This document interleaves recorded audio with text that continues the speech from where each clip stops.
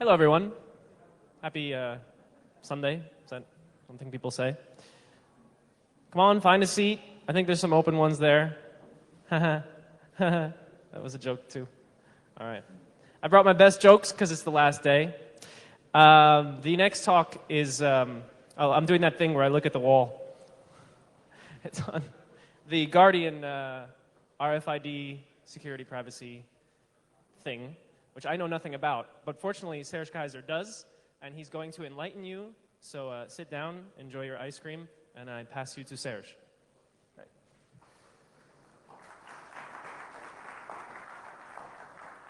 Well, hello everybody. Thanks for showing up and attending this talk. Today I tell you something about RFID Guardian. It's a project to make some RFID security tool. First, I will explain something about RFID. I think that most people here in the room, they will all know what RFID is, but just to be sure that you know, I'll give a short introduction. Then I will tell you who the people are behind RFID Guardian. And then I will talk about the why we created the RFID Guardian.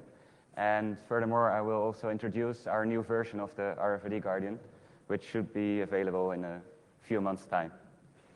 So, first of all, what is RFID? I think Vista is crashing now? Well, never mind. An RFID system always consists of a tag, which you can see on the left side, and a reader, which you can see on the right side, and also a computer. The tags are cards like the bank cards you have, and you can wirelessly read those cards, and you can store information in those cards. The very first use of RFID actually was in the Second World War, where RFID was used for fighter planes to distinguish on the radar between friend or enemy. Nowadays, the RFID is a little bit more sophisticated than then, and we include microchips onto such a tag. These tags can be used in stores to tag products, and you can use them as a replacement for barcodes. Although these are far more sophisticated than barcodes, yeah, they add a lot of value to your products. So we created this RFID Guardian, and we are people from the Free University in Amsterdam and the Technical University in Delft. The Free University in Amsterdam provides the software. The Technical University in Delft, where I am from, creates the hardware. We have a lot of volunteer students, people who do their internships or who do a bachelor project or a master project. However, for the people who keep the whole development running are these three people over here. First, we have a project coordinator. She did her PhD project on this RFID Guardian. Then we have someone who is in charge of the software, and myself, I'm in charge of the hardware. So we created this RFID Guardian, but what are really the things why we wanted to create it? In RFID, you have a lot of security problems. First of all, it's a very new technology, so people don't, well, when they started to create these RFID tags a few years back, they didn't really know what we can do with it. So we also didn't know what the threats are.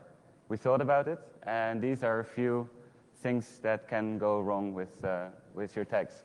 First of all, unauthorized tag reading is really a threat, because you can read your tags wirelessly. So if I have my wallet full of tags, somebody who is 2 meters away from me can still read all my tags, and I might not know that. So perhaps they can read my bank card, and they can see what the balance is on my bank account. And of course, I don't want that if I never gave any authorization for that.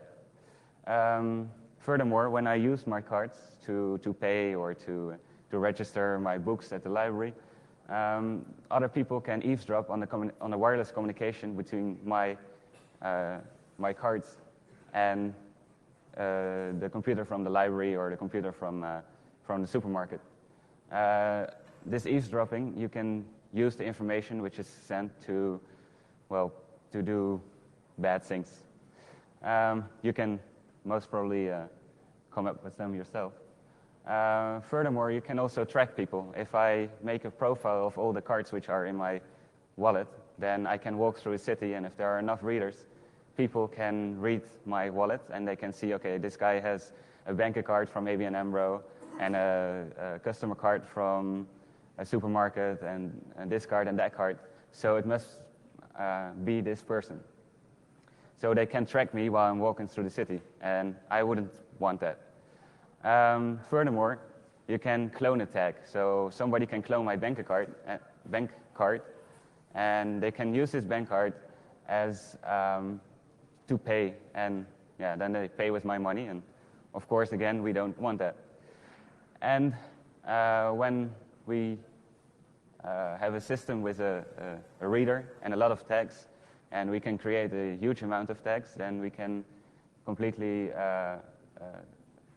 pull down the whole RFID system from the supermarket or from the library, and that's actually a denial of service attack. So what is RFID malware? First of all, it's a low-level misuse of improperly formatted RFID tag data. So what you do is that you take a tag and you program something on it, which is outside of the specification of the software writer. This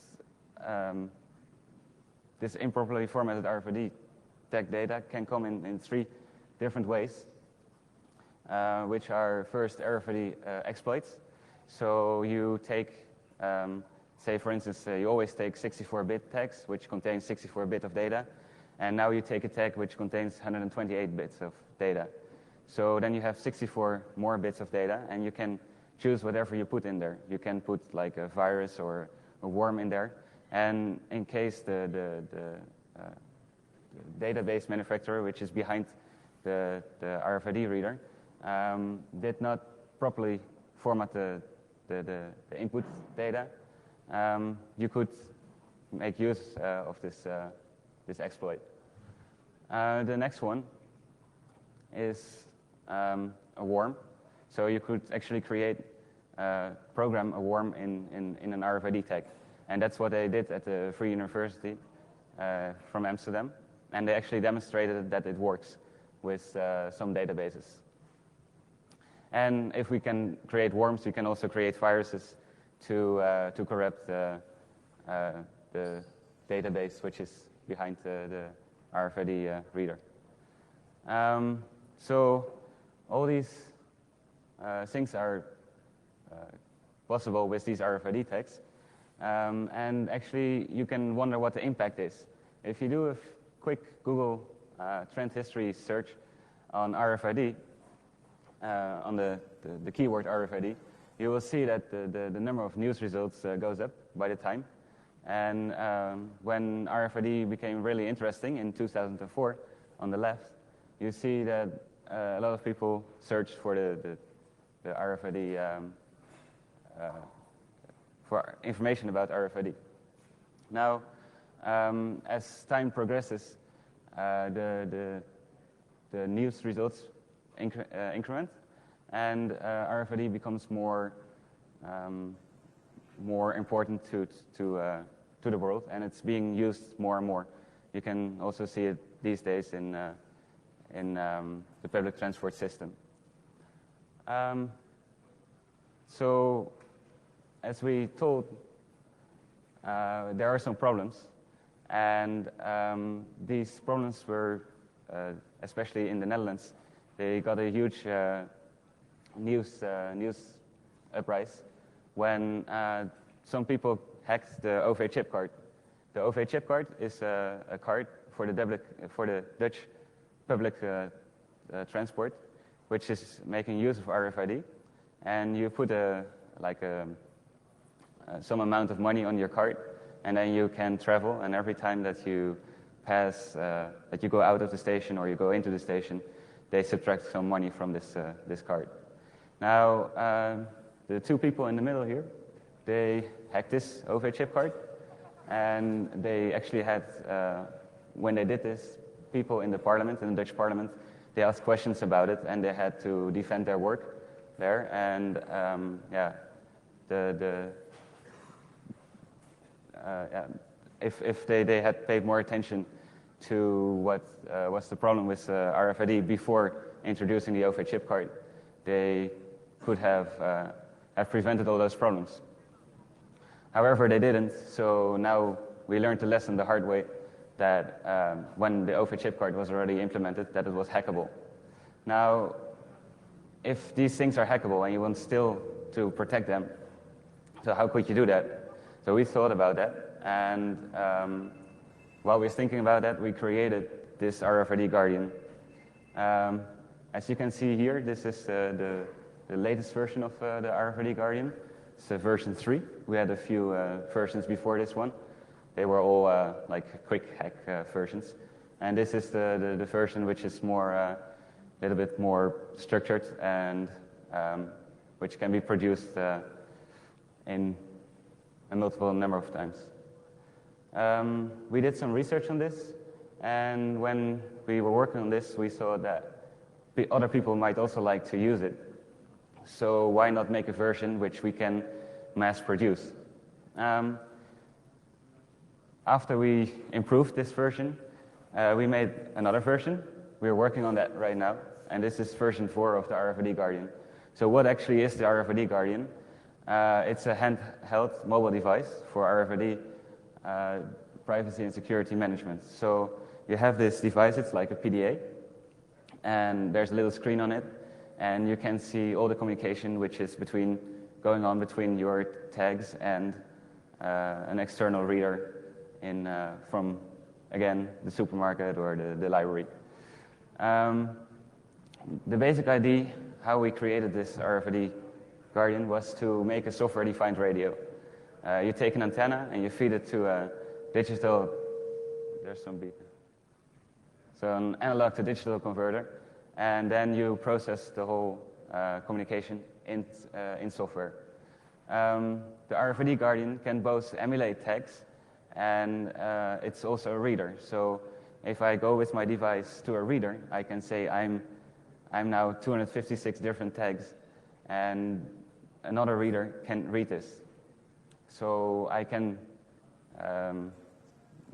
create tags, and I can therefore test the external readers. And furthermore, you can use it to do research on how safe your system of RFID tags and RFID readers is. So, as I told, you can create tags. So this is what we call tag spoofing. So if I create like 256 tags or 1024 tags, I can continue creating tags till in the end the reader will overflow and cannot handle the communication anymore. So I can see what the limitations are of my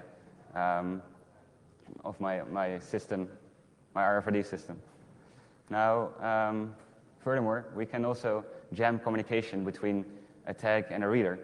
This is actually a good safety benefit, because now I can have some kind of firewall between my tags and a reader. I can say, today I don't want this card, my bank card, to access any other reader than the reader from the bank. So if some kind of thief wants to read my tag, he can't, because I jam the communication, because I see that his reader is not from the bank. Now, this firewall is fueled by some rules. The rules are just a simple text file, which you can enter on your screen or through some user interface. What we do for the first rule, for instance, we accept all readers to read our tags, all our cards. But with the second rule, we can actually say that in this case it's a laundry tag, a tag that you can put in your clothes for the laundry washers that they know which clothes are yours. Here you allow the reader from the laundry service to read your tag, but no other reader.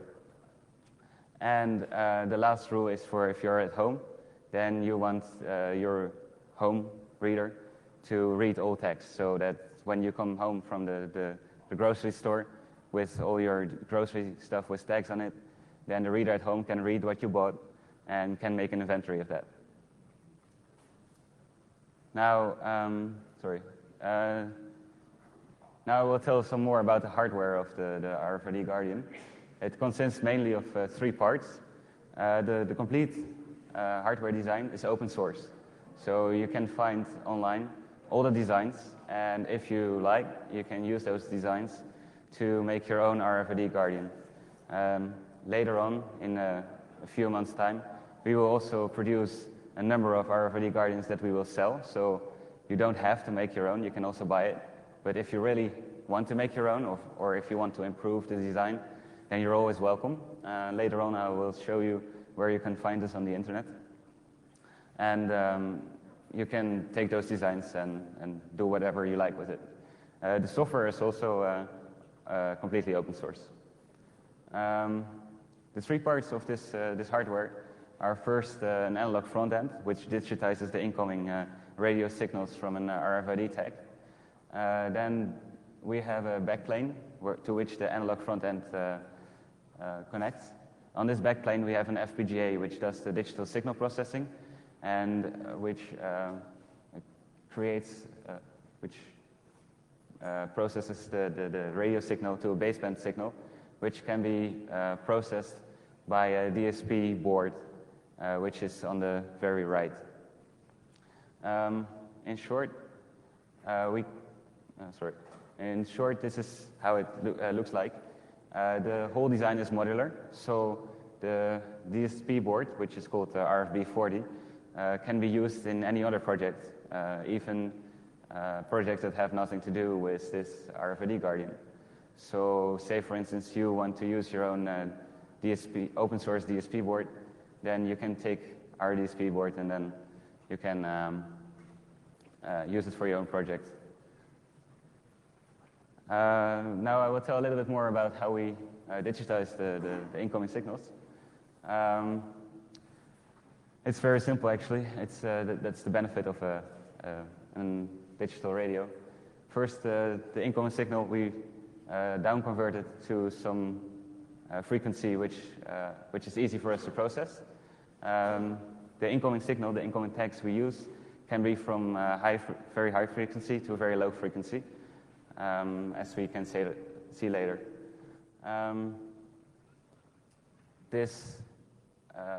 After the analog part, we go to the discrete part, and on the right side, that's where the FPGA is, and that's where they demodulate the signals.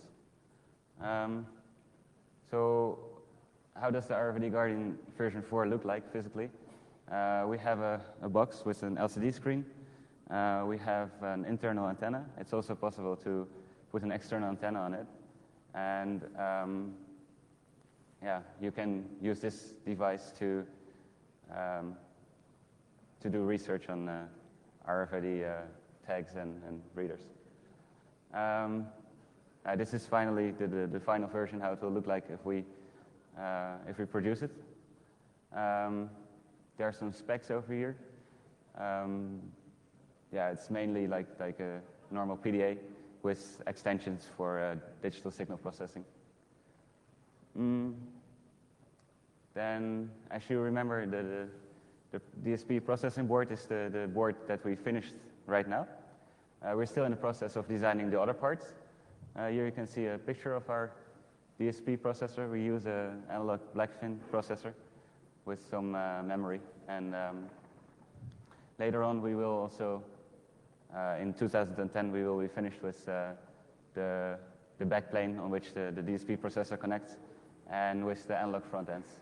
The final date where we are able to sell this RFID Guardian to other researchers and other interested people and hackers is about 2010. You can find more information on this project on rfidguardian.org. Here we post updates on this project, and you can also find all the information on how to build your own RFID Guardian and which software we use. So if you have any questions, please contact the leader of this project, actually. You can find her email address on the website I just gave on rfidguardian.org, or you can find it here. So I think this is most of it for the RFID Guardian. So are there any questions?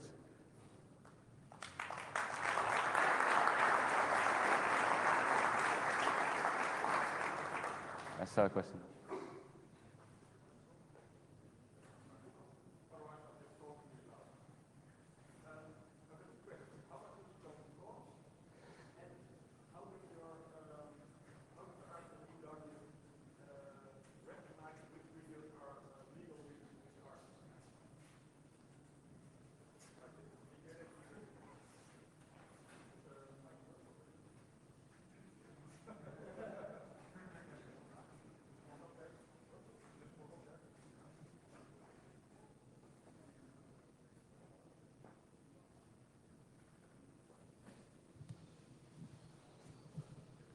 Test, yeah. Looks like it works. My question was, I've got two questions. How much is it going to cost to buy an RFID Guardian once it's finished? And secondly, how does the RFID Guardian recognize which readers are legal readers and which aren't? How does it distinguish between readers? The cost we intend to sell these RFID Guardians for right now is around 200 till 250 euros. We don't know the final price, of course, because we did not finish the whole design of the RFID Guardian, but it will be around this price. For your second question, it was how the RFID Guardian can recognize. Yeah, how does it know which reader is allowed to access which tag? How does it recognize them? Well, the user itself gives a list of which readers are allowed to access the tags. Of course, the readers right now, they don't broadcast any information of who they are. However, if this project will be a success, it will be easier for us to talk to manufacturers of readers and to ask them if they can broadcast some kind of information about which reader they are.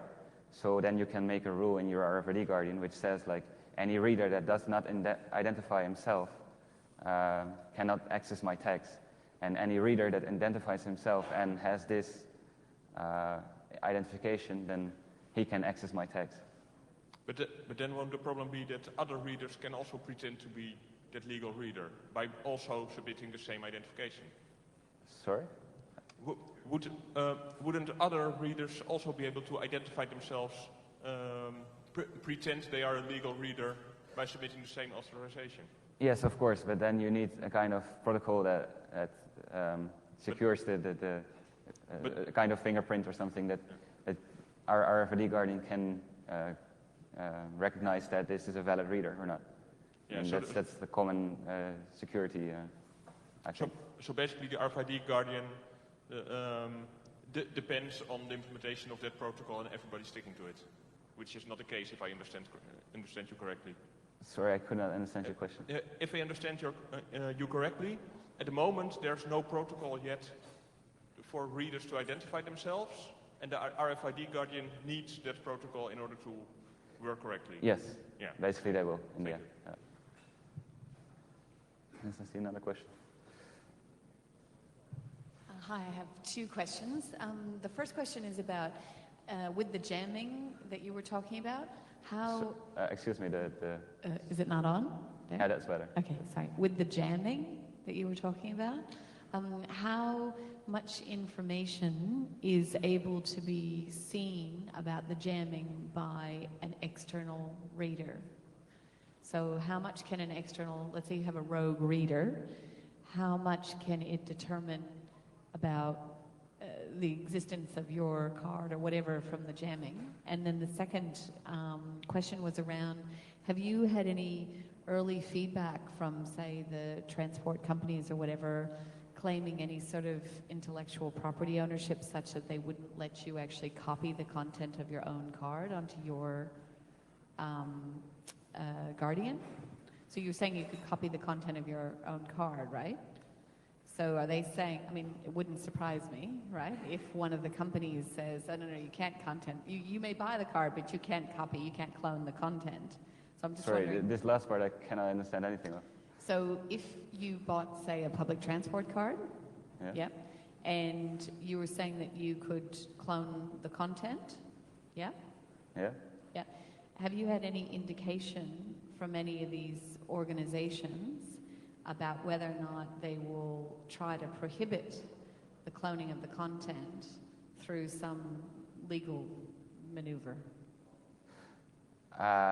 Yeah, they might, but mostly it's like that you copy the data on a card. So, for instance, the balance on your card, and it's pretty hard to put anything legal against that, because it's just it's a number that you copy, and it's a value. It's not something that is invented by someone or something. So, they might find a way around it, but then again, I mean, if they find a way to sue you, then still they have to catch you when you do something wrong. So what we wanted to do was to prevent them of doing wrong, rather than seeing first them doing something wrong and then act after that. So, and that first question was about if you have a rogue reader, if you have running around, can it see, oh, there's something jamming the device? Mm-hmm. It can see the jamming, or does it just appear as not visible? Well, to a reader, a commercial available reader, it won't be really visible that you're jamming, actually. He will just see a lot of noise, and that's it. But if you have specialized equipment, then you can, of course, see that some jamming is going on. However, we do it in such a way that it's, how do you say, it's hard to detect what we're actually jamming. So it's still, of course, it's visible. You can see it, but yeah, it's very hard to see which tag is jammed, and also, it's hard to do. So it's sufficient. How do you say? Yeah. So in the end, it's actually not possible to see which tag is jammed. Any more questions? Yes, please.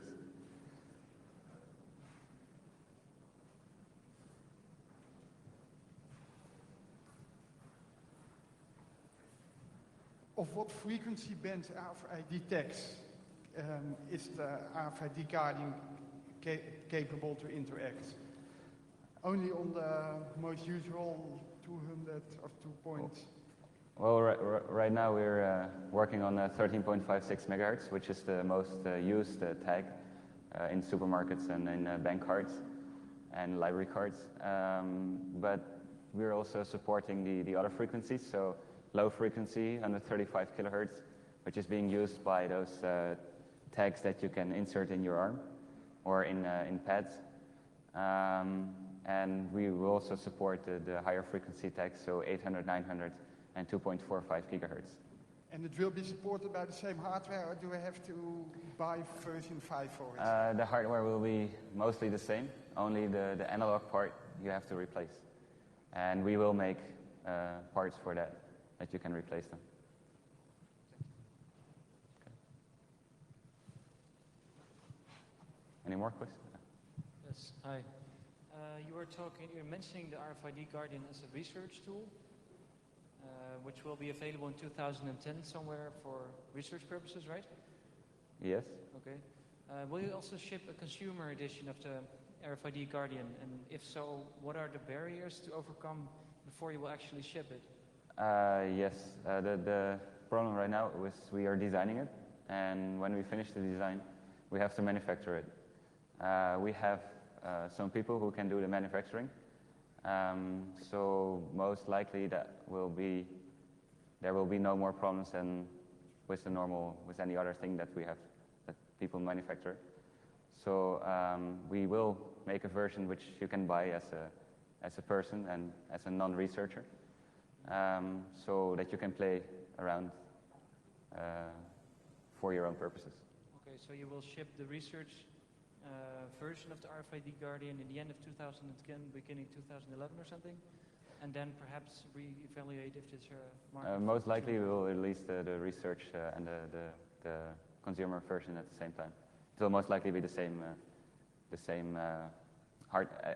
it will be the exact same hardware, but the software of the consumer version might be a little bit more better and more easy to use. More customizable. Okay, thank you.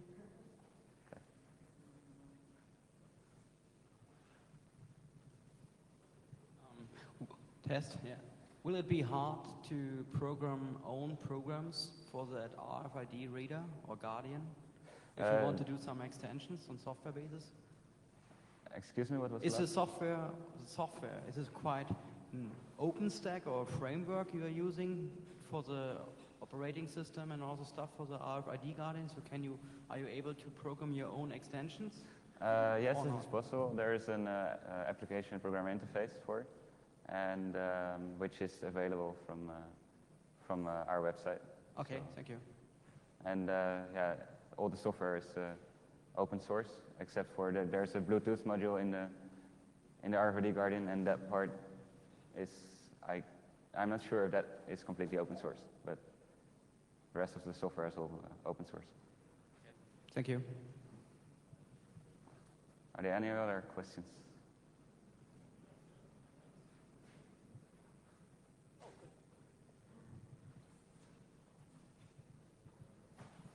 See, there's a question over there. Yep.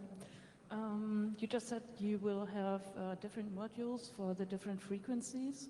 Will you combine them in one consumer version? Is that possible? Excuse me, I couldn't. You will have different frequencies being read, the 13.56 megahertz and so on. Can you combine them in just one device? We were thought of doing that, but the problem is that most likely people will only use 13.56 megahertz because that's the most commonly used standard. And besides that, we didn't want to make the whole product more expensive than was really needed. So if you like it, then you can buy the extensions, but if you don't need it, then you don't have to buy it. Any more questions?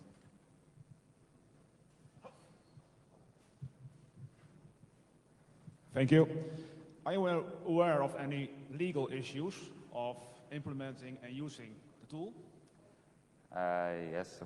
Well, the problem is always that if you start to jam something or jam communication, you always interfere with some telecommunication law that says that you're not allowed to jam. But the nice thing of RFID is that it's in an industrial and scientific or medical band, so you're actually allowed to broadcast as whatever you like in that band. So you could even jam. So I expect there will be legal problems, but for now we think that they won't be that severe. So well, we're still searching for it, and if there are any implications we know of, we will of course publish them on the website. But for now, we didn't find anything yet. Or you might consider this to be part of the research project itself, besides the designing and implementing the RFID tool itself. Mm-hmm. Sorry? You might consider it to be Oh part yeah, of it, sure, of the sure, we do, project we itself. do, and we did in the past do some research for it, but we couldn't find anything. But if the RFID Guardian will really be brought to the market in 2010, by that time we will have done more research in that direction. So it is part of the project. Okay, thank you. I was wondering, are you, because 250 euros for a consumer product, like a consumer who just wants to protect his own privacy, it's rather expensive. Are you considering building maybe a single board, cheaper solution which just does the basics, so less of a research and development tool, but more of like an actual day-to-day privacy protector? Well, right now we don't have any chance of making it cheaper because we already made it as cheap as possible for now. Yeah. But maybe in the future, when this will be a success and people will buy it, then things might get cheaper. Also because we can produce it in higher volumes. Right now we produce it in like a few hundred pieces. Yeah, that's what I'm till wondering. If you thousands. just have it on a single board and use maybe a little bit cheaper hardware and produce it. Yeah, larger that's quantities. what we might do in the future. But for now, we just want to get it working and want to get to demonstrate that what we produce that it really works. Yeah. And then with the help of other people, which of course will be, we can make something better when time progresses. Yeah, because actually I've been talking about this specific tool you built sometime earlier, and some people really told me that this should have been around for longer because we're actually already at a privacy hazard. We're already carrying around lots of RFID tags in our passports.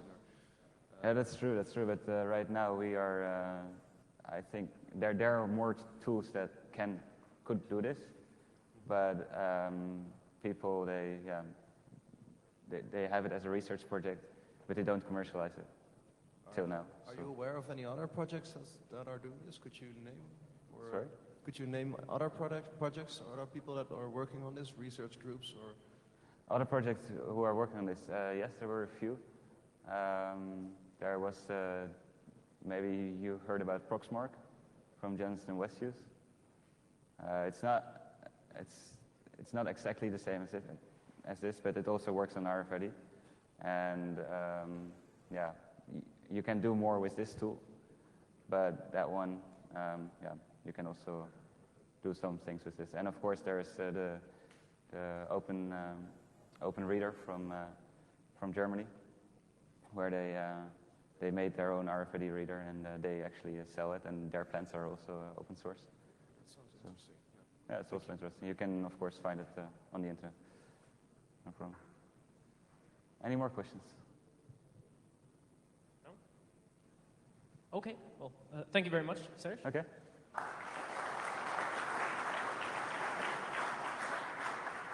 Just a couple of notes. We're done a little earlier, so you have more time than maybe you would have between sessions. Coming up in this very hall is the My Brain Hurts session, which will finally teach you how to get rid of that headache that's been bothering you for so long. No. Otherwise, don't forget to spend your HAR money because it's worthless out in the real world.